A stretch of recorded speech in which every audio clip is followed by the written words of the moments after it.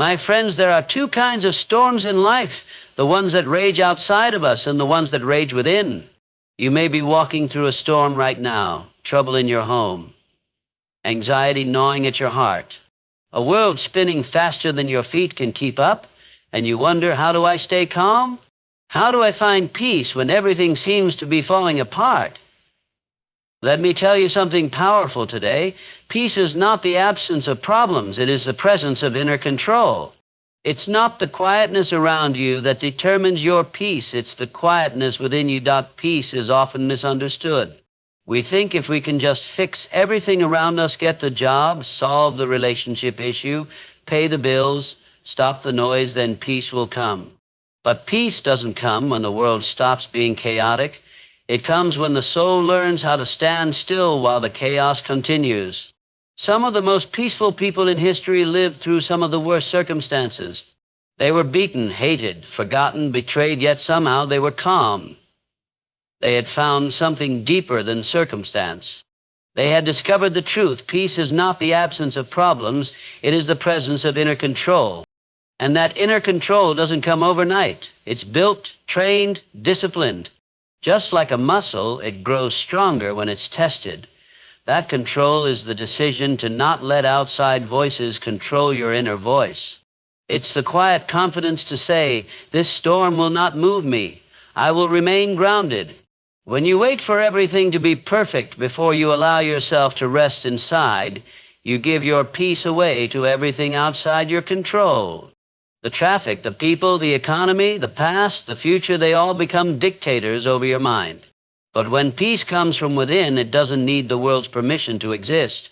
It is not dictated by the headlines or the opinions of others. It's rooted in something eternal. The most powerful kind of peace is the kind that lives in the middle of unanswered questions. When you don't know what's coming next, but you trust that you'll face it when it comes. When your surroundings are noisy, but your thoughts are ordered. When the waves rise, but you do not. This is the kind of peace that confuses people, because it doesn't make sense to the natural mind. It doesn't come from logic. It comes from faith, from discipline, from choosing not to react to everything. People who have inner control don't live in denial. They see the storm, but they don't let the storm inside. They cry, but they don't collapse. They bend, but they don't break. Because they've learned that if you don't rule your spirit, your emotions will rule you. And when your emotions lead, peace leaves.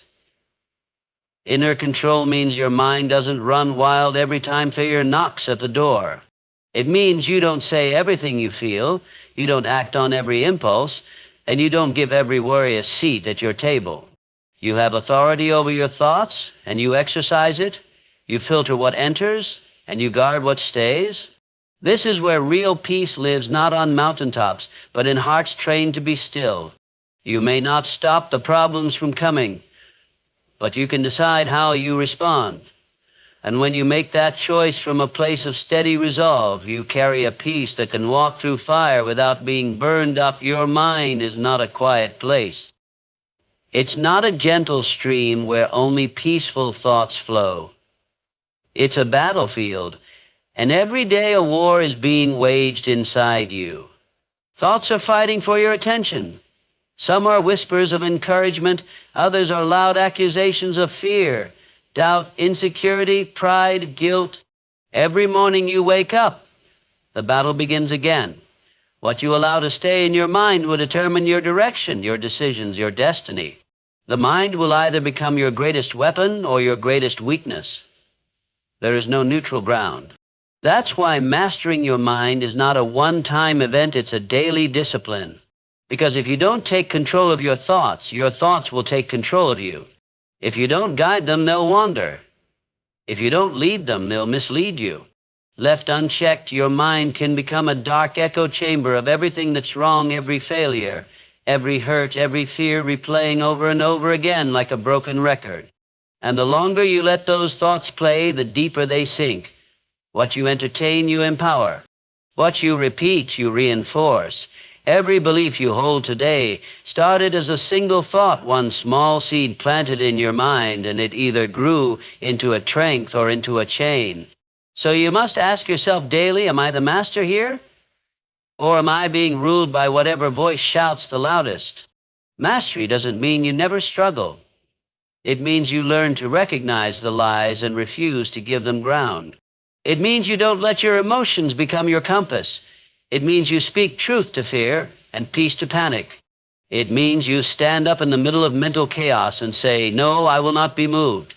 The greatest battles are fought in silence, not on stages, not in boardrooms, not in front of crowds, but in the quiet moments when you're alone with your own thoughts. That's where your future is shaped. That's where your strength is tested. That's where mastery begins. Mastering your mind isn't about pretending nothing's wrong. It's about seeing the storm and still choosing your response. It's about knowing you have 1,000 reasons to break down, but choosing discipline over destruction. It's about building a fortress of truth so strong that lies cannot climb over. A mastered mind thinks before reacting, listens before speaking, and pauses before panicking. It holds steady even when emotions rise. It leads the body, not the other way around. But none of this comes naturally. You have to train it daily, relentlessly. You train it by choosing what you consume. You train it by speaking life instead of repeating worry. You train it by standing up again and again after every mental failure, every spiral, every breakdown. You train it by being intentional. You train it by deciding, no matter how loud the battle gets, you are not giving up the ground. Because if you don't master your mind, the battlefield becomes a prison. But if you stay in the fight, that same battlefield becomes the place where victory is born. Every person will face storms. No one escapes them. They come in all forms: betrayal, loss, failure, pressure, rejection, fear. Sometimes they come without warning, hitting fast and hard, like a sudden wave that crashes over your life and leaves you gasping for air. Other times they build slowly, like a heavy sky that darkens more each day until the thunder finally breaks. But no matter what shape they take, storms have one thing in common: they come, and then they go. They are temporary. They shake you, but they do not define you. They always pass. And while the storm rages, it feels like it will never end. The noise is loud, the winds are strong, and every part of you is tempted to panic, to give up, to run. But something sacred happens in those moments if you choose to stay, if you choose to endure, if you choose to look the storm in the eye and say, "You may blow, but you will not break me." Because what the storm threatens to take, it also gives the opportunity to grow. That's the part we miss. Storms are not just tests, they are training grounds. They tear down the easy things, the surface-level strength, the things built without foundation. But they also reveal what's real. They strip away illusion and force you to dig deeper, deeper into your character, deeper into your faith, deeper into your resolve. And what you find in that depth is strength you didn't know you had, a strength that no calm day could have built. Easy days don't build endurance. Clear skies don't teach resilience. Sunshine doesn't grow roots. It's the storm that trains you. It's the weight of the wind that builds your stability. It's the pressure that shapes your power. And the beautiful truth is, when the storm ends, and it will, the strength stays. The confidence you gain from surviving it becomes part of you. The courage you built while holding on becomes your weapon for the next season. Every moment you didn't quit becomes a brick in the foundation of your unshakable self. So while the storm may seem like a threat, it's also a gift in disguise. Not because it feels good, not because it's easy, but because it gives you something eternal, strength that outlasts circumstances, strength that walks with you long after the clouds clear. People often pray for the storm to stop, and that's human. That's natural. But the better prayer is, "Let me be stronger than the storm. Let me learn what I was meant to learn. Let me not just survive this, but be transformed by it." That's how storms become sacred. That's how pain turns into power. That's how temporary chaos builds permanent character. The storm will not last. It never does.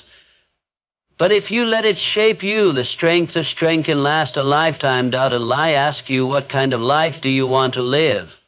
One that rises and falls with the chaos around you? Or one anchored, unshaken, steady in the storm? Because you don't need the world to be calm for you to be calm. You don't need every battle to be over before you find a rest in your soul. You have the power right now to train your mind, guard your thoughts, and discipline your reactions. You have the authority to decide what gets your attention, what earns your response, and what deserves your peace. The storms will come. The pressure will rise. There will be noise. There will be moments when fear knocks at your door and darkness crowds your mind. But in those moments, you are not powerless. You are not helpless. You are not a victim of your surroundings. You are the gatekeeper of your inner world. And when you learn to master your mind, the outside may shake, but the inside stands tall. You don't have to react to everything. You don't have to believe every thought. You don't have to lose yourself every time life throws something unexpected. Instead, you can be the calm. You can be the strength. You can be the one who holds steady while others fall apart, not because life is easy, but because you are trained for this. Train your mind and peace will follow. Train your mind and storms will shape you, not shatter you. Train your mind and you will be free. In a world that celebrates noise, speed, and constant reaction, stillness seems strange. We are taught that if we're not moving, we're losing. If we're not shouting, we're not heard. If we're not busy, we're not valuable. But there is a deeper truth that the world often forgets. Stillness is power. It is not the absence of action, it is the presence of focus. It is not weakness, it is wisdom in motion. Because anyone can react. Anyone can raise their voice. Anyone can move out of panic or fear. But it takes strength to pause. It takes maturity to stay grounded when everything around you is spinning. Stillness is not about doing nothing. It's about doing the right thing at the right time without being rushed by emotion or pressured by chaos. Calmness is not passivity, it is controlled power. A calm person is not one who is unaware of the situation. A calm person is someone who is fully aware and yet fully composed. They have trained their mind to listen before speaking, to see before acting, to wait before judging. This kind of composure is not natural. It must be built. It must be chosen. It's not about pretending to be okay. It's about being so rooted inside that outside circumstances don't dictate your every move. The loudest person is not always the strongest. The busiest person is not always the most productive. The most frantic person is not always the most passionate. Real power is often quiet. It moves with intention, not impulse. It speaks with clarity, not noise. The calmest person in the room is usually the one who carries the most authority, not because they dominate others, but because they have dominion over themselves. Calmness gives you the ability to think clearly in chaos. It allows you to see solutions others miss. It helps you discern between what needs immediate action and what simply needs patience. The mind that is still is the mind that can hear. The heart that is quiet is the heart that can lead. When others rush ahead, stillness waits. When others explode, calmness holds. Not out of fear, but out of wisdom, out of discipline, out of a deeper understanding that energy should not be wasted on what doesn't matter. There is a strength that comes from knowing who you are, and calmness is its evidence. It says, I don't need to prove anything. I don't need to panic. I don't need to match the chaos around me. I will not be moved by pressure. I will not be pulled into noise. I am here, I am present, and I am prepared. That is wisdom in motion. That is the kind of calmness that changes atmospheres. That is the kind of stillness that shakes the world not with volume, but with vision. Stillness is not standing still, it is standing strong. Calmness is not retreating, it is rising in a different way. A powerful way. A wise way. The way of those who win the war within and dined is not just true mind, is not true. It's a garden, a home, a battlefield, a temple. And like any of those, it is shaped by what enters it and what is allowed to stay. You cannot expect peace if you constantly feed your mind fear. You cannot expect calmness if you pour in chaos. You cannot expect strength if you daily rehearse weakness. Your reactions in life to stress, to criticism, to setbacks, they don't come out of nowhere. They are the overflow of what you have been feeding your mind all along. If you constantly feed on negativity, you will respond with anxiety. If you fill your mind with anger, you will react with rage. If you consume doubt, you will hesitate when it's time to move. But if you feed your mind truth, it will respond with clarity. If you feed it discipline, it will respond with control. If you feed it hope, it will respond with courage. The mind is not neutral. It is being formed every moment, either intentionally by you or unconsciously by the world around you. And the world is loud. It wants your attention. It offers 1,000 distractions, 1,000,000 voices, most of them rooted in fear, comparison, and discontent. But you have the power to choose. You don't have to let every voice in. You don't have to entertain every thought. You don't have to digest everything you're given. Just as you are careful with what you put in your body, you must be even more careful with what you put in your mind. Because your thoughts become your beliefs become your responses, and your responses shape your life.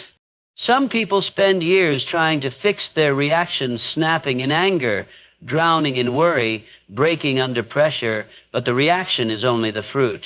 The root is what they've been feeding. You can't expect to harvest peace if you've been planting panic. You can't expect joy to grow if you've been watering bitterness. What you pour in daily becomes who you are under pressure.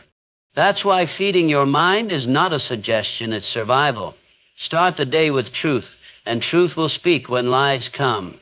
Fill your thoughts with gratitude, and gratitude will rise when circumstances disappoint you. Practice stillness, and stillness will show up when the world spins out of control.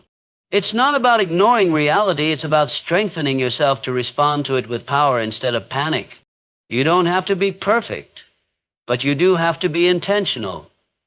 Because every thought you allow, every message you listen to, every story you believe, it's shaping you. Slowly, silently, deeply.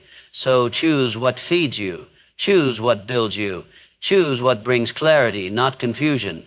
Feed your mind like your life depends on it, because it does. Your future reactions, your next decisions, your ability to stay calm under pressure, they are all being formed right now by what you are feeding your mind today.